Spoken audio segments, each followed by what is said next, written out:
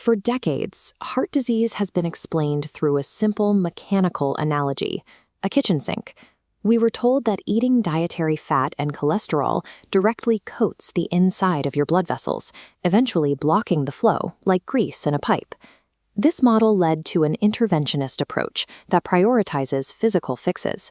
The goal is to surgically open the blocked vessel or use drugs to lower the total amount of cholesterol circulating in the blood. However, biological evidence suggests we've misidentified the culprit. Cholesterol particles are actually recruited to the site of an injury to repair the damage. They function as firefighters responding to a blaze, rather than the arsonists who started it. If cholesterol is merely patching a wound, then lowering it without addressing the injury is like arresting the paramedics at a crime scene while the killer remains at large. The true site of this biological conflict is the endothelium. This diagram shows the endothelium, the delicate, single-cell-thick inner lining of our entire vascular system. The structural integrity of this microscopic barrier serves as the absolute determinant of a healthy cardiovascular system. A clogged artery represents the visible end stage of an invisible, chronic destruction of this critical protective wall. The real weapons driving this destruction are high-glycemic ultra-processed foods, liquid fructose, and oxidized industrial fats. When we consume these foods, blood sugar levels spike, creating advanced glycosylated end products, or AGEs, along with reactive oxygen species.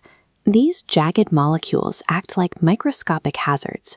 As they travel through the bloodstream, they scrape against the smooth endothelial lining, causing severe oxidative stress and leaving the barrier compromised.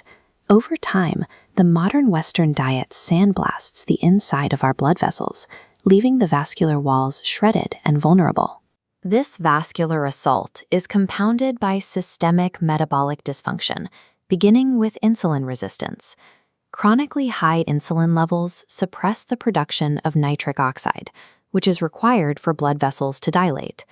Without it, the vessels cannot relax, creating high-pressure conditions that further damage the delicate lining. The gut also plays a role.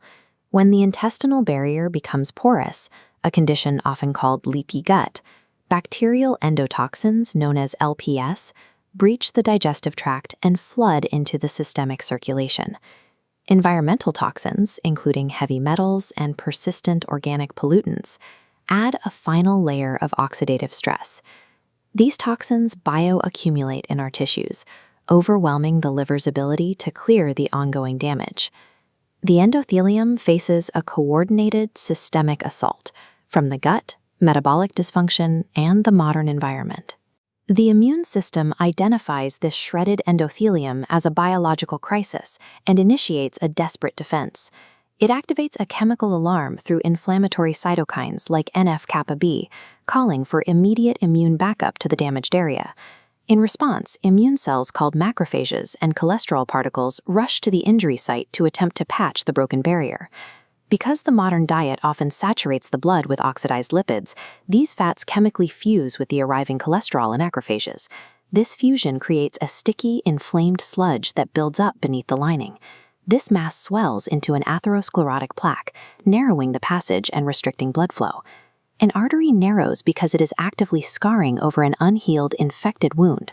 Treating the heart as if it were a clogged pipe while dietary hazards continue to shred the endothelium ensures the inflammatory fire will continue to burn. True healing requires the body to transition into the resolution phase.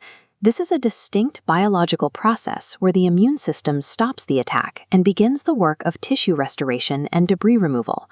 To enter this phase, the body needs specific building blocks, omega-3 fatty acids, particularly EPA and DHA.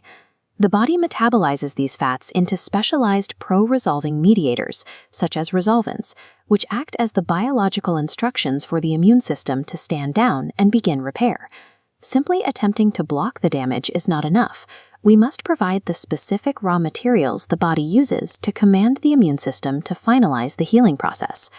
The first step in this protocol is to terminate the triggers. This requires a decision to step away from the ultra-processed foods, added sugars, and oxidized fats that initiated the assault. The second step is to flood the system with a phytonutrient-rich diet. emphasizing cruciferous vegetables, garlic, and flavonoids. These plant compounds serve as a biological defense system. They help stabilize blood sugar and shield the vessel walls from the oxidative stress that leads to injury. Focusing on a resilient, uninflamed environment allows the blood vessels to finally initiate their own repair.